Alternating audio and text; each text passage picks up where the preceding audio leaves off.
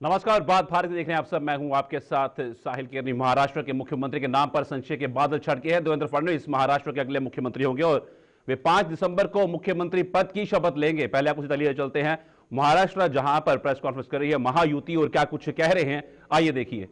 हे सरकार स्थापन होत आहे याचा आनंद आहे मला।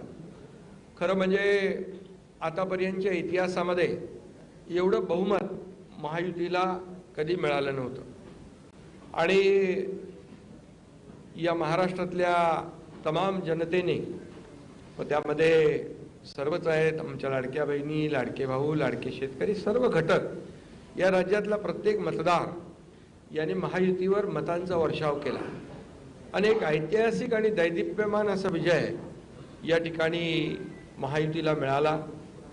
यामागे नक्कीच गेल्या 2.5 वर्षाचं काम जे आहे आम्ही केलं तिघांनी मिळून, आणि आमच्यामध्ये काही छोटा असं काही नव्हतं। आम्ही एक टीम म्हणून काम करत होतो। आमचा उद्देश एवढाच होता की मला काय मिळालं यापेक्षा महाराष्ट्रातल्या जनतेला आम्ही काय देणार आहोत हे महत्त्वाचं होतं आणि एक सर्वसामान्यांचं सरकार म्हणून आम्ही काम केलं आणि म्हणून सर्व मतदारांना मी मनापासून धन्यवाद यापूर्वीच दिलेत। आणि खरं म्हणजे राज्य चालवताना अनेक निर्णय आम्ही जे घेतले, जे विकास प्रकल्प आपल्या सगळ्यांना माहित आहेत, मी त्याची एकदा किया था कि जो भी फैसला लिया जाएगा उसका मैं समर्थन करूंगा। मैंने वही किया है। महायुति को इतना बड़ा बहुमत कभी नहीं मिला था, ये ऐतिहासिक है। बहनों भाइयों का धन्यवाद करता हूं। मुझे क्या मिला ये सवाल नहीं है, महाराष्ट्र को क्या मिला यही भावना हमारे मन में थी और रहेगी। बड़ी बातें जो अभी चल रही हैं, प्रेस कॉन्फ्रेंस लाइव आप देख रहे हैं महाराष्ट्र से, महायुति की पीसी जो है ये चल रही है और साफ तौर पर मैंने अपने निजी काम से दिल्ली गया था, ये अजीत पवार साफ तौर पर पहले कहते हुए नजर आए और अब इस वक्त एकनाथ शिंदे संबोधित कर रहे हैं प्रेस को और उन्होंने यही कहा कि हमने वादा किया था कि जो भी फैसला लिया जाएगा उसका मैं समर्थन करूंगा और मैंने समर्थन किया है। और मैं महाराष्ट्र की जनता का धन्यवाद करता हूं कि इतने बड़े बहुमत से महायुति को विजय बनाया है और अब हम सरकार का गठन करने जा रहे हैं जिसमें कि डिप्टी सीएम मैं रहूंगा और डिप्टी सीएम अजीत पवार साथ में होंगे और मुख्यमंत्री जो है वो देवेंद्र फडणवीस जो है वो होंगे। तो एक बड़ी उपलब्धि 2014 में भी वो मुख्यमंत्री रहे थे और पूरा शासनकाल जो पूरे तरीके से और सुसज्जित तरीके से चलाया गया था, 5 साल पूरे किए थे और एक स्थिर सरकार बनाने का जो वादा तब भी किया था वो आज भी जो है हम कर रहे हैं।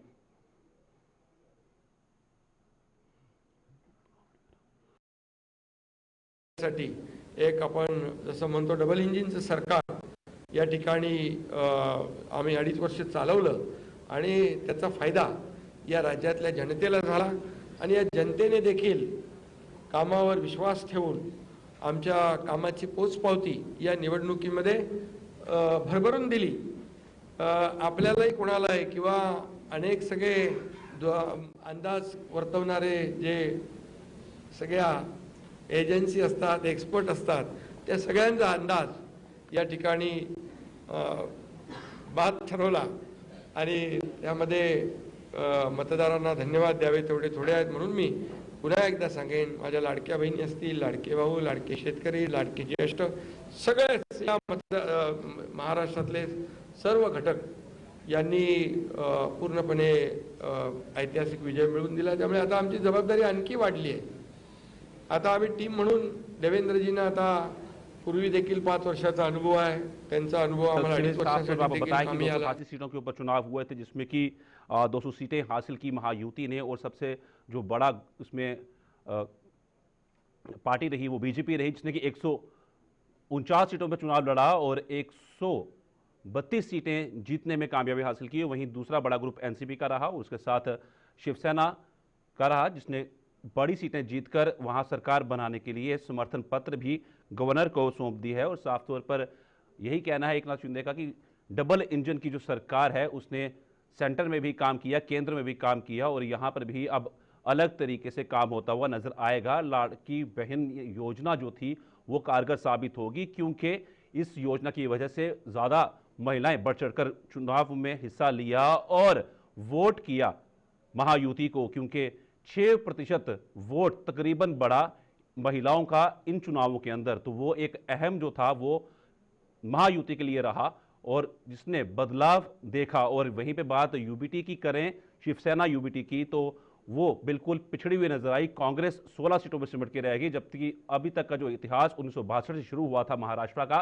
तो उसमें कांग्रेस जो है हमेशा अपर हैंड पर रही। पर नहीं, इस बार फिर बदलाव जो है हुआ है। 2014 में बदलाव हुआ, 2019 में बदलाव हुआ और 2024 में भी बड़ा बदलाव जो था वो देखने को मिला है। और महायुति ने महागठबंधन की सरकार जो है वो बनाई है। एक ये भी रिकॉर्ड है महायुति ने जो सरकार इस बार बनाई है।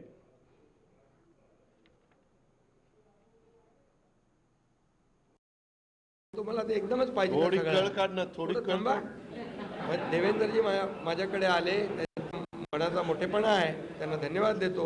आमच्या सर्व महायुतीच्या आमदारांचा देखील जो काही आग्रह आहे, सगळ्यांना मी धन्यवाद देतो, सगळ्यांचा आदर करतो. त्यामुळे तुम्हाला सांगू ना,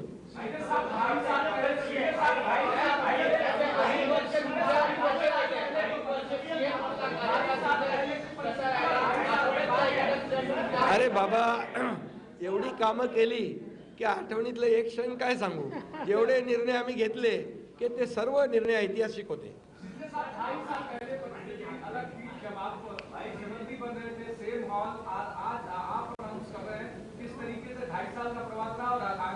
बहुत खुशी है मुझे कि 2.5 साल में हमारी सरकार ने, महायुति सरकार ने और हम तीनों ने और हमारी टीम ने जो काम किया है वो उल्लेखनीय है. उसके इतिहास में उसका सुनहरे अक्षरों में लिखा जाएगा. इतने बड़े निर्णय लिए, इसकी हमें खुशी है. तब्येत चांगली आहे. म्हणजे आवाज थोडा, अरे आता तब्येत होते चांगली ना, आता लगेच कसं जोरात बोलू.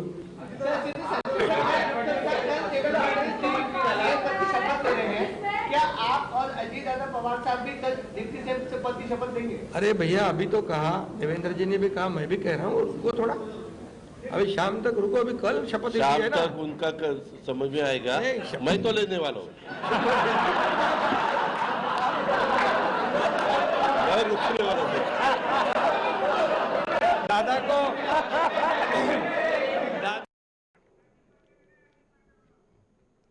साफ तौर पर जिस तरह से कल शपथ ग्रहण समारोह का उसकी तैयारियां बहुत देर से शुरू हो चुकी थी और महाराष्ट्र के मुख्यमंत्री जो संशय था वो अब उसके बादल जो थे वो छट गए हैं। देवेंद्र फडणवीस जो हैं वो महाराष्ट्र के अगले मुख्यमंत्री होंगे।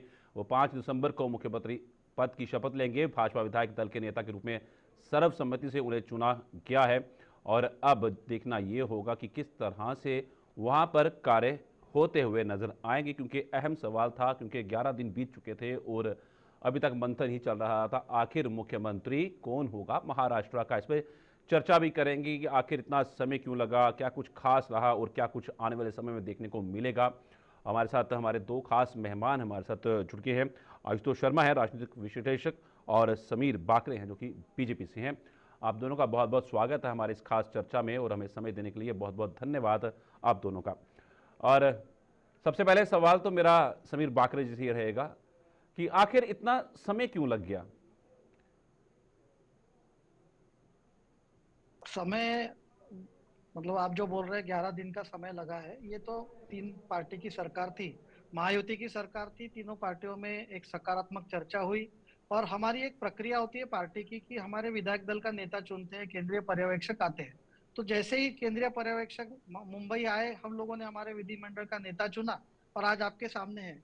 तो ऐसा नहीं है कि ये कोई देरी थी। इसमें देखिए, महाराष्ट्र एक बहुत बड़ा हमारे देश का प्रदेश है जिसमें हर चीज का ध्यान रखना जाना चाहिए, हर समाज के हर घटक का ध्यान रखना चाहिए। और तीनों पार्टी की सरकार का समन्वय अच्छा था, चुनाव में भी अच्छा समन्वय था, इसलिए हम लोगों ने विस्तृत चर्चा की। और ये विस्तृत चर्चा के बाद आपने अभी थोड़ी देर पहले प्रेस कॉन्फ्रेंस सुनी होगी कि कितने बढ़िया तरीके से तीनों हमारे नेता महायुति के बैठ के पूरे एक मंच पर और हंसते खेलते हुए उन्होंने कैसी सरकार गठित होगी इसका पूरा अनाउंसमेंट किया है। तो मुझे ऐसा नहीं लगता, देखिए सरकार स्थापन करना एक 5 साल की सरकार है, तो एक 2-4-5 दिन एक्स्ट्रा या जाते हैं तो उसमें मुझे ऐसा कोई बहुत अटपटा नहीं लगता। ये प्रदेश के हित में और जनता के हित में ही पूरा प्लानिंग चल रहा था। बिल्कुल समीर बाकरे जी, प्रदेश के हित में ही ये प्लानिंग चल रही थी, पर कहना कहीं अब बहुत से सवाल उठने शुरू हो चुके थे कि आखिर इतना समय क्यों लग रहा है, क्योंकि मुख्यमंत्री का चेहरा जो है वो डिसाइड नहीं हो पा रहा है। और शिवसेना उद्धव ठाकरे गुट में जो था वो भी लगातार सवाल उठा रहा था कि राष्ट्रपति शासन जो है वो लगा देना चाहिए। और ऐसा देखा भी गया था जब 2019 में चुनाव हुए थे तो लगाया गया था। तो कुछ अब अटकलें तो साफ हो गई हैं, पर बात वही रहेगी कि अब जो मुद्दे हैं उनको किस तरह से पूरी तरह से भुनाया जाएगा, क्योंकि लोग वोट किया और एकनाथ शिंदे कहीं ना कहीं उनके नाम पे वोट किया। और जितनी योजनाएं वहां चलाई गई पिछले 7-8 महीने के अंदर, तो वो सब कुछ उनको आगे रखकर किया गया। क्या मनाना रूठना ये सिलसिला चल रहा था पार्टी के अंदर? नहीं नहीं, देखिए बिल्कुल ऐसा कुछ नहीं था। जी एकनाथ जी हमारे मुख्यमंत्री थे 2.5 साल, सरकार महायुति की चल रही थी। चुनाव के पहले आपने अगर अमित शाह जी की प्रेस कॉन्फ्रेंस सुनी होगी, उन्होंने बिल्कुल। साफ तौर पर कहा था कि चुनाव के बाद हम महायुति के सभी घटक दल बैठेंगे और मुख्यमंत्री कौन होगा ये हम निर्णय करेंगे। जी उसके साथ उन्होंने ये भी कहा था कि इस वक्त हमारे मुख्यमंत्री जो है वो माननीय शिंदे साहब है। तो हमारे महायुति में ऐसा कुछ भी नहीं था। ये जो मीडिया में अटकलें चला रहे थे कि शिंदे साहब नाराज है, उन्होंने खुद ही 3 से 4 बार आज 10 दिन में क्लैरिफाई किया है कि ऐसी कोई बात नहीं। आज के प्रेस कॉन्फ्रेंस में भी उन्होंने क्लैरिफाई किया है कि ऐसी कोई भी बात नहीं थी। और जो बिल्कुल। विरोधी है, देखिए मैं ये बोलना चाहूंगा, विरोधियों को तो आत्मचिंतन और अपना इतनी बड़ी हार क्यों, इस पे आत्मचिंतन करना चाहिए।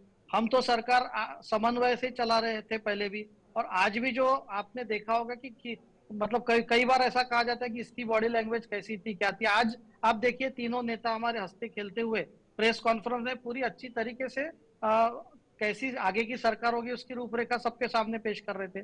तो रूठने मनाने का ऐसा कोई भी सिलसिला नहीं था। एकनाथ जी ने बार बार ये क्लैरिफाई भी किया था।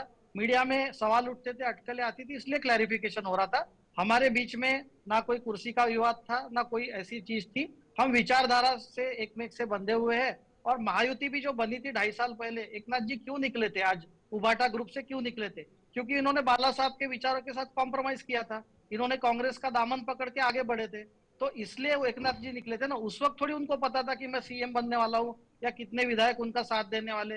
वो तो अपना निकले थे अपने विचारधारा को और हिंदुत्व का विचार आगे ले जाने के लिए, जो आज उन्होंने बखूबी किया 2.5 साल में। और जनता ने इसीलिए तो आशीर्वाद दिया है। जनता ने हमारी ईमानदारी को देखा, हमारे कामों को देखा, हमारे विचारों को देखा। तो हर चीज है। और मैं आपको देवेंद्र जी के बारे में बोलना चाहूंगा। 2014 में जब देवेंद्र जी पहली बार मुख्यमंत्री बने थे, तो महाराष्ट्र की राजनीति में आप देखिए 10 साल हो गए, आज पहली बार ऐसा हो रहा है 10 सालों में कि प्रांतवाद, जातिवाद या जो परिवारवाद की राजनीति चल रही थी, एक प्रांत में कोई आता था चुन के, दूसरे प्रांत में कोई आता था। पहली बार ऐसा हुआ है कि भाजपा की जो महायुति है साथ में, इनको पूरे महाराष्ट्र में जनादेश मिला है। और ये विकास के राजनीति की तरफ देवेंद्र जी ने जो महाराष्ट्र की राजनीति को मोड़ा है, आप सही में सराहनीय है। मतलब मैं भाजपा का कार्यकर्ता होके नहीं, आप जनता के बीच में जाके पूछिए ना, इनके अपोजिशन के पास कोई प्रोजेक्ट है दिखाने के लिए हमने क्या किया।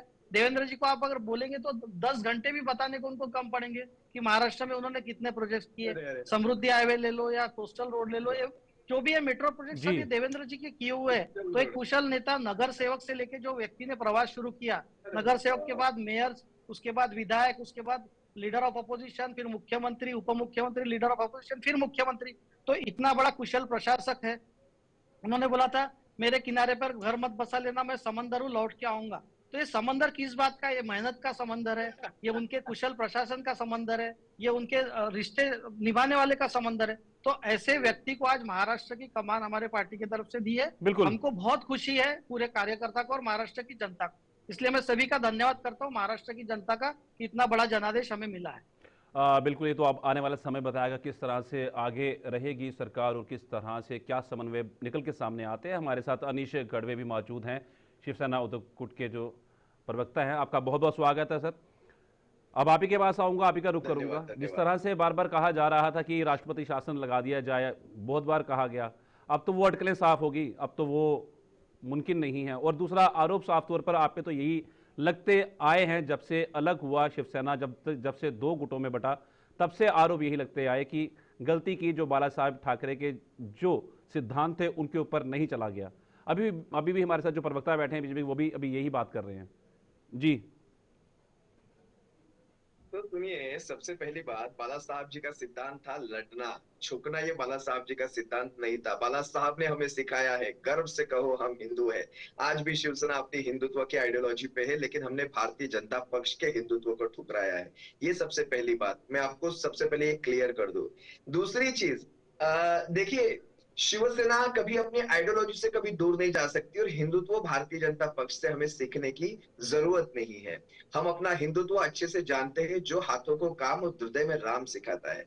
अब आता हूं इनके दिए गए बयानों पर। इन्होंने दो प्रोजेक्ट के नाम लिए, कोस्टल रोड और समृद्धि महामार्ग। जो समृद्धि महामार्ग शिवसेना के कार्यकाल में पूरा हुआ, कोस्टल रोड शिवसेना पक्ष प्रमुख उद्धव जी साहब का एक ड्रीम प्रोजेक्ट था।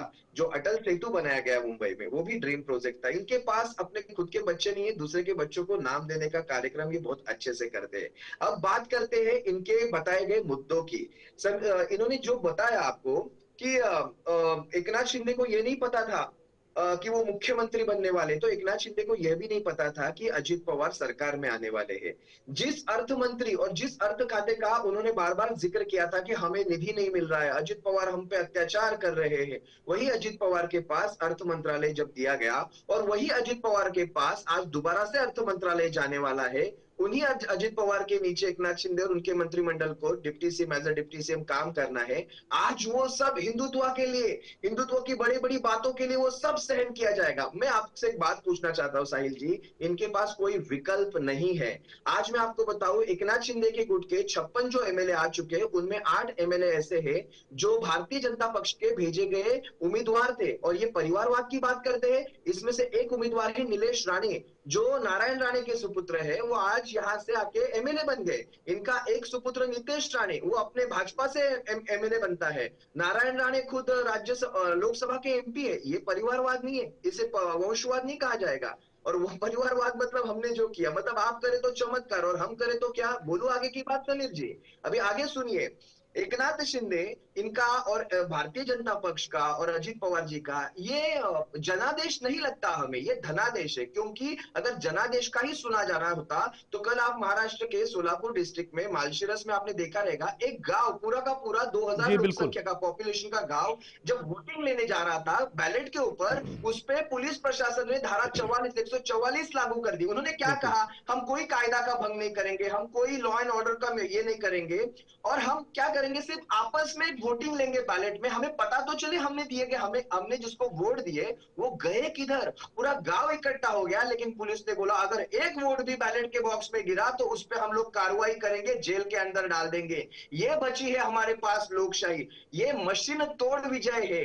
ये कोई लोकशाही नहीं जिंदा रही महाराष्ट्र में। आज एकनाथ शिंदे के पास कोई विकल्प नहीं है, उनको बैठना ही पड़ेगा भारतीय जनता पक्ष के साथ, नहीं तो जो बचा। और देखो कल उनकी पार्टी के नाम और सिंबल की केस है, शिवसेना का नाम और तीर कमान का केस चल रहा है। बरोबर ये केस आज ही कैसे लग गई? मैं इन सब पे मेरे आक्षेप है, क्योंकि एकनाथ शिंदे के ऊपर प्रेशर क्रिएट करने के लिए ये केस को बरोबर 6 दिसंबर को निकाला गया है। और अगर यहां कुछ गड़बड़ी होगी तो वहां गड़बड़ी हो जाएगी। आज भी तुम्हारे सारी, क्या बोलते हैं उसे, वो कमान भारतीय जनता पक्ष के हाथ में ही है। इतना ही मैं यहाँ पे कहूंगा। अनीश कड़वे जी, आपका साफ तौर पर मतलब यही कहना है कि चुनावों में गड़बड़ी हुई है, तो वो चुनाव आयोग देखेगा। आपने शिकायत की हुई है, कांग्रेस ने की हुई है, तो आपका जो घटक दल है, तो वो चुनाव आयोग देखेगा। पर यहाँ पे तो जनादेश तो मिलता हुआ नजर आया इनको। आपको अपनी गलतियां ढूंढनी चाहिए कि हमारी लगातार सीट क्यों कम होती चली गई। शिवसेना, जबकि शिवसेना 1990 में वजूद में आई थी और उसके बाद लगातार उसका वर्चस्व महाराष्ट्र के अंदर बढ़ता हुआ नजर आया। चाहे मेरे पास कुछ आंकड़े भी हैं, मैं चाहे बात करूं 1995 की, 1962 की, 1999 की, 2004 की, 2009 की, तो लगातार बढ़ता हुआ नजर आया और सरकार भी बनाई उसके बाद आके।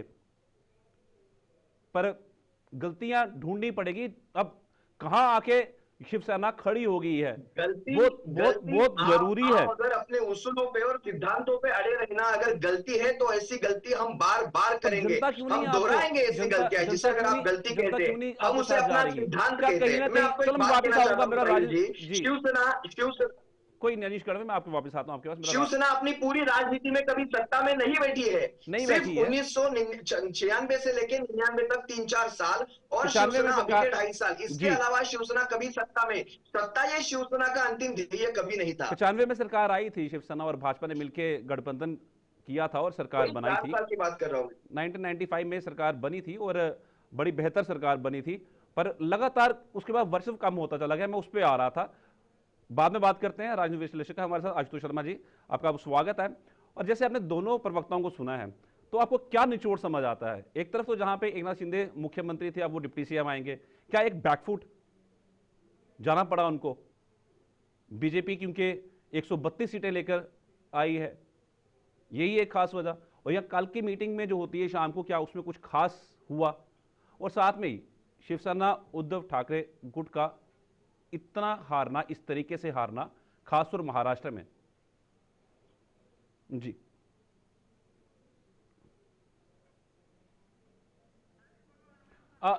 अनम्यूट कर दीजिए अपना आशुतोष शर्मा जी, आपका ऑडियो अनम्यूट कर दीजिए।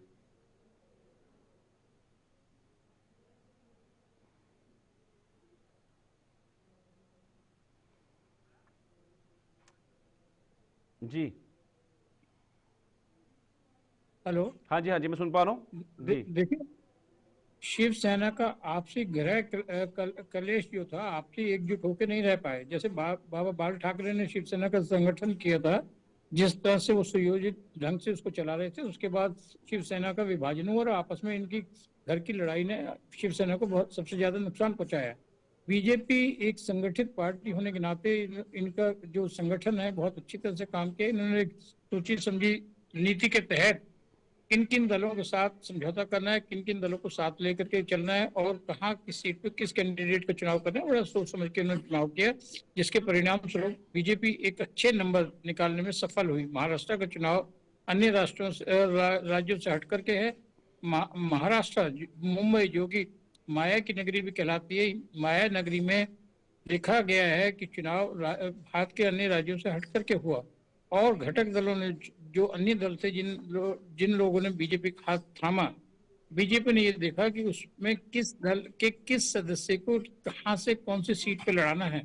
ये बड़ी एक सोची समझी सुनियोजित योजना थी बीजेपी, जिसमें सफल हुई।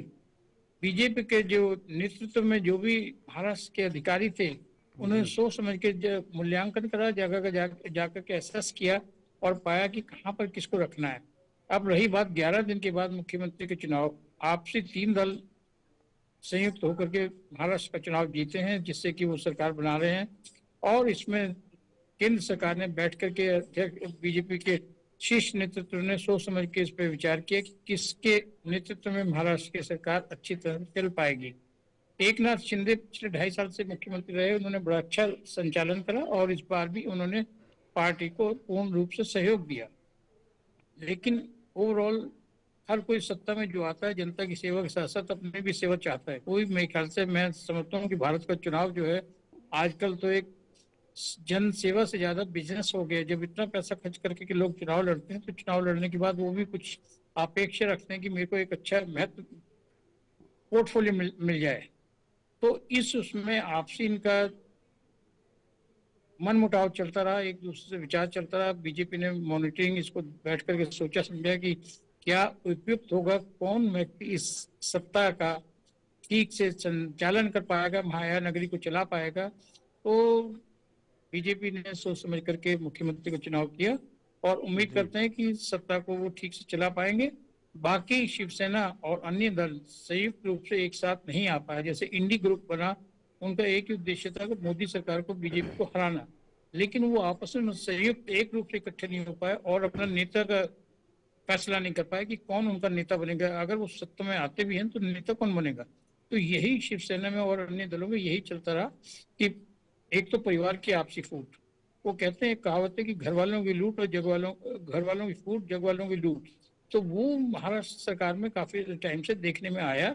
शिवसेना जिस तरह से संयुक्त रूप से एकाग्र होकर चुनाव लड़ती थी, बाबा बाल ठाकरे के समय का जो माहौल था, उसमें और अब में काफी फर्क है। और मैं समझता हूँ कि ये अच्छे टाइम से एक सरकार चलाई भी थी और उसके बाद निरंतर में शिवसेना का पतन हो, शिवसेना संगठित रूप से नहीं चल पा रही है जैसे कि चलना चाहिए था। इसके लिए इनको आपस में बैठ के डिस्कशन करनी चाहिए, विचार विमर्श करना चाहिए कि हम किस तरह से वर्तमान सरकार में विरोधी दल के रूप में भी बैठे हैं, तो किस तरह से हम संयुक्त होकर के भारतीय जनता पार्टी जो भी मुख्यमंत्री है, जो भी कुछ है, किसी भी मुद्दे पे अगर हमने विरोध करना है तो किस तरह से कर सकते हैं।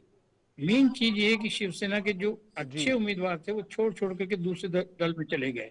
ये इनको संगठित नहीं रख पाए। बिल्कुल मैं समझता हूँ चुनाव में मुख्य हार का कारण इनका ये आपसी संगठन का ना होना और चुनाव को संगठित रूप से ना लड़ने का ही नतीजा हुआ कि बीजेपी सब दलों को मिलाकर के इतने बहुमत के साथ आई कि शिवसेना का अस्तित्व ही बिल्कुल ना के बराबर हो गया और खोता नजर आ रहा है, खत्म होता नजर आ रहा है। जैसे दिल्ली में देखते हैं केंद्र सरकार में राहुल गांधी के नेतृत्व में राहुल गांधी कांग्रेस को कितना अच्छा लीड कर पा रहे हैं, नहीं कर पा रहे, पार्टी को सोच विचार करना चाहिए। ऐसे शिवसेना को भी मुंबई में, महाराष्ट्र में सोच विचार करना चाहिए कि हम किस तरह संगठित होकर के इस उसमें अच्छा पार्टी को लेकर के आगे बढ़े बिल्कुल मंथन और करने की चुनाव जरूरत में है। अपोजिशन में बैठे जी बिल्कुल मंथन करने की जरूरत है। अपोजिशन में बैठ करके ये चिंतन मनन करने की बहुत जरूरत है। चिंतन मनन के बिना कुछ नहीं बहुत होता जरूरी है। और अनिश, ये जी मैं आप समय इन्हीं के आपस की फूट का ही परिणाम। जी समय का थोड़ा सा मैं अनिश गर्ग के आपसी पास। फूट का परिणाम है जो। जी बिल्कुल आपसी फूट। हेलो जी जी मैं सुन रहा हूँ आपको, मेरा समय कम है। मैं अब अनिश गर्ग का साहिल जी मैं कुछ बोलना चाहता हूँ। मैं जी जी बताए बोलिए। भारतीय जनता पार्टी ने कुछ अपने देखिए मेरे मित्र जो उद्धव गुट के जो अनिश जी है, उन्होंने बोला कि हमारा हिंदुत्व जो है भाजपा से हमको सीखने की जरूरत नहीं है। तो ऐसा कौन सा हिंदुत्व ये सीख रहे हैं कि जो बाला साहब ने बोला था कि मैं मेरी कांग्रेस नहीं बनने दूंगा और कांग्रेस बन गई तो मैं मेरी दुकान बंद कर दूंगा। तो ये हमें समझाए किस टाइप तरीके का हिंदुत्व चाहते हैं। दूसरी बात है, माननीय आदरणीय उद्धव साहब ने बोला था कि हम बीजेपी के साथ मैं आता हूँ मैं आता हूँ आपके पास सर, आता हूँ मैं आता हूँ ना आपके पास। इसका जवाब देना होगा। अनिश जी एक मिनट रुकिए, जवाब देंगे आप। अनिश जी एक मिनट रुकिए, बात खत्म होने दे, आपके पास आता हूँ मैं, रुक करता हूँ आपका मैं। जी उद्धव जी ने बड़े तरीके से कहा था कि हम भाजपा के साथ 25 साल हम यानी मराठी में बोलते हैं सड़ गए, यानी हमारी कोई बराबर नहीं जमा। तो मैं ये पूछना चाहता हूँ, जब भाजपा के साथ थे आपको 125 से 130 सीट मिलती थी, पूरा सम्मान मिलता था, आप 60 से 70 सीटें जीतते थे। आज आपको ना एक एक सीट के लिए लड़ने के साथ कांग्रेस और राष्ट्रवादी के लिए शरद पवार गुट से आपको लड़ना पड़ा सीट मांगने के लिए, मुश्किल से 85-90 सीट मिली और आज आपकी 20 सीट है। देखिए ये तो अपन अलग अलग विचारधारा इसलिए, लेकिन मैं चाहूंगा कि नकारात्मक जो राजनीति चल रही है कि नहीं ये ईवीएम को रोना देना, अभी एक गांव का जो एग्जांपल दे रहे, अरे कल गई आपको कोई न्यायपालिका का अगर निर्णय मंजूर नहीं है तो आप गांव में अपना कोई कोर्ट बना के अपना निर्णय देंगे क्या? तो ये कौन सी अनार्की के तरफ आप लेके जाना चाह रहे हैं अपने देश को? तो जो संस्था है, जो सुप्रीम कोर्ट ने बोला है ईवीएम के बारे में, इनको इलेक्शन कमीशन पे विश्वास नहीं है, अभी जनता पे भी विश्वास नहीं है। वो बहुत बार चर्चा होगी। ठीक है, मैं मुझे जवाब ले लीजिए, जवाब लीजिए अनिश कड़वे जी से। अनिश कड़वे जी, मैं मेरा सवाल साथ में जोड़ लीजिएगा, इनके जवाब दें, मेरा सवाल साथ में जोड़ लीजिएगा। क्या लगता है कि जैसे MVA महा विकास अघाड़ी, उसमें कांग्रेस साथ में आई तो कहीं ना कहीं नुकसान जो है वो शिवसेना UBT को उठाना पड़ा है? क्या इस पे सोच विचार करना पड़ेगा? क्योंकि कांग्रेस की जो हालत रही है जम्मू कश्मीर में भी, हरियाणा में भी और झारखंड में भी, बेशक वहां पे चुनाव जीते हैं JMM के साथ मिलकर गठबंधन में, इंडिया ब्लॉक ने, पर वहां पे भी 16 सीटें पिछली बार भी थी, इस बार भी 16 ही आई और यहाँ पे तो बुरा हाल हुआ महाराष्ट्र के अंदर। तो कहीं ना कहीं इस पे मंथन करने की जरूरत है। ये मेरा सवाल, उनका जवाब भी आपको देना है। जी अगर आपका ये सवाल इस एंगल से आप मुझे पूछते तो सेम सवाल मैं आपको पूछता हूँ। राष्ट्रवादी पार्टी, अजित पवार गुट इनके साथ आता है लेकिन इनका कोई नुकसान नहीं होता, क्योंकि ये सर्टिफिकेट लेके हुए बैठी हुई पार्टियां हैं। वो भ्रष्टाचारी पार्टी थी, नेशनलिस्ट करप्ट पार्टी थी, लेकिन इनके साथ आएंगे तो उनके भी 40 आ जाएंगे। अगर मुझे तो ये भी लगता है मनसे अगर इनके साथ आती तो मनसे के भी 20-25 चुन के आ ही जाते थे। इतना इनका काम था महाराष्ट्र में जो लोकसभा में लोगों ने नहीं देखा, लेकिन विधानसभा में लोग देख चुके। अभी आता हूं मैं इनके सवाल पे। इन्होंने जो कहा हिंदुत्व हमें कौन सा मंजूर है, कौन सा मंजूर नहीं। विधान परिषद की चुनाव में जब आपने अपने 5 MLC उतारे तो उसमें MIM के भी अपने वोट लिए, रजाकारों के वोट लेने वालों का हिंदुत्व हमें मंजूर नहीं। बिल्कुल गलत बात है, बिल्कुल गलत बात है। ऐसा कोई नहीं हुआ था सुनिए, आप जरा भी सुनिए, सुनिए, हमको मत नहीं मिला है MIM का। मुझे जवाब लेने दीजिए, समय कम है, उनको अपनी बात रखने दीजिए। देते हैं गौ माता को राज्य प्राणी का दर्जा देते हैं, लेकिन वही गोवा में और मणिपुर में गोमांस खाया जाता है। ये दोगला हिंदुत्व हमें मंजूर नहीं। महाराष्ट्र में शिवसेना कांग्रेस के साथ जाएगी तो हिंदुत्व से परे हो गई, लेकिन ये खुद जम्मू कश्मीर में जाके महबूबा मुफ्ती के साथ बैठेंगे तो वो हिंदुत्व कहलाता है। ये दोगला हिंदुत्व हमें मंजूर नहीं। हिंदुत्व मारना काटना नहीं सिखाता, और ये हमें इनसे सीखने की जरूरत नहीं। छोड़ दीजिए इनकी बातों को। अब मैं आता हूं हमारे राजकीय विश्लेषक जी के तरफ। उन्होंने अगर और एक बात अपने विश्लेषण में ऐड की होती कि अगर समझो केंद्र में कांग्रेस की सरकार होती और महाराष्ट्र में शिवसेना की केस अगर ऐसी लगी होती, तो क्या सच में ऐसे ही रिजल्ट आते थे? आप मुझे बताइए। क्योंकि जिस तरह से शिवसेना के केस को कोर्ट में तारीख ही नहीं मिल रही है, इलेक्शन कमीशन ने तुरंत शिवसेना का सिंबल निकाल लिया, क्योंकि कॉन्स्टिट्यूशन इलेक्शन कमीशन को मंजूर नहीं था करके हमारा सिंबल निकल गया। तो ये सब केंद्र का सुप्रीम कोर्ट पे सवाल खड़े कर रहा है। न्यायिक प्रणाली की उंगली उठा रहे हैं। ठीक है। उसकी वजह से आज शिवसेना स्ट्रगल कर रही है, ये आपको समझना होगा। और हमारी केस, अब मैं सुनिए, मेरी पूरी बात कंप्लीट कर लीजिए साहिल जी। आज देखिए, नीतीश कुमार जी की पार्टी या फिर चंद्रबाबू की पार्टी आज क्यों एनडीए में जाके शामिल हो गई? क्योंकि शिवसेना का केस का निकाल इस तरह से लग रहा है। अगर रिजल्ट सही से लगता तो आज नीतीश कुमार और ये चंद्रबाबू शामिल नहीं होते थे। आज राष्ट्रवादी कांग्रेस नहीं फूटती थी, क्योंकि न्याय वक्त पे नहीं हुआ। आज 2.5 साल हमें सिर्फ तारीख दी जा रही है। ये सब कारणीभूत है, ये सिर्फ जिम्मेदार है। ये भी आपको आशुतोष जी आपको बताना चाहिए। मुझे साहिल जी एक छोटा सा जवाब देना चाहूंगा। जैसा लोकसभा में न्यायपालिका में समीर बाकरे जी, मैं आशुतोष जी के पास जा रहा हूँ। मैं आ जाऊँ आपके पास में। 30 सेकंड। और किसी के दबाव में आके काम नहीं करती है। ठीक है, जिसको समय उचित उसको तारीख दी जाती है, सुनवाई की जाती है, और उस पर हम सभी को न्यायपालिका पर विश्वास रखना चाहिए। अगर न्यायपालिका पर विश्वास नहीं तो लोकतंत्र का क्या अस्तित्व रह गया? भारत सबसे बड़ा लोकतंत्र है। न्यायपालिका इंडिपेंडेंटली काम करती है, वो किसी के दबाव में आके किसी पॉलिटिकल के उसमें फैसला नहीं कर रही है। ठीक है, समीर बाकरे जी, आप आखिरी अपना बता दे, कमेंट दीजिए जी। साहिल जी, जैसा लोकसभा का चुनाव हुआ था उस वक्त हमको हमारी थोड़ी सीटें कम हुई थी। हमने हमारा संगठन मजबूत किया, हमने और मेहनत की, हम लोगों के पास गए, संवाद किया। तो ये आत्मचिंतन तो कभी करने की बात ही नहीं करते। हमने थोड़ी बोला था लोकसभा में, महाराष्ट्र में जब हमारी सीटें कम आई कि इन्होंने ईवीएम गलत इस्तेमाल किया है या इन्होंने पैसे का इस्तेमाल किया है। हमने तो हमारा आत्मचिंतन किया और हमारे अंदर झांका। तो ये इंडिया अलायंस के जो लोग हैं, ये इसीलिए नहीं झांकना चाहते। चलिए, ईवीएम पे हमेशा सवाल उठा दिए जाते हैं, क्योंकि ईवीएम ही बेचारी बदनाम होती है हमेशा। आके सुप्रीम कोर्ट ने आखिर सुनवाई भी हुई है, उसके बाद फैसला भी सुनाया अपना, तब भी ईवीएम ही बदनाम होती है आके। धन्यवाद आप सबका हमारे साथ जुड़ने के लिए। समीर बाकरे जी आपका, अनिश गढ़वे आपका जी, आशुतोष शर्मा जी आपका भी, क्योंकि एक अहम चर्चा थी। क्योंकि हमेशा यही बड़े दिन से ये मंथन चल रहा था कि क्या आखिर कौन होगा सीएम महाराष्ट्र का। तो अब वो तस्वीर साफ हो गई है पूरे तरीके से। अब देखते हैं आगे किस तरह से कार्य होगा। पर यहाँ पे भी अभी भी देखा जाए तो शिवसेना को बहुत सा काम करने की जरूरत है, क्योंकि जिस तरह से ये गुट टूटा उसके बाद लगातार सीटें कम होती चली गई, तो एक चिंता का विषय शिवसेना के लिए ये भी रहा है। फिलहाल आज बात के भारत में इतना ही। दीजिए इजाजत, नमस्कार।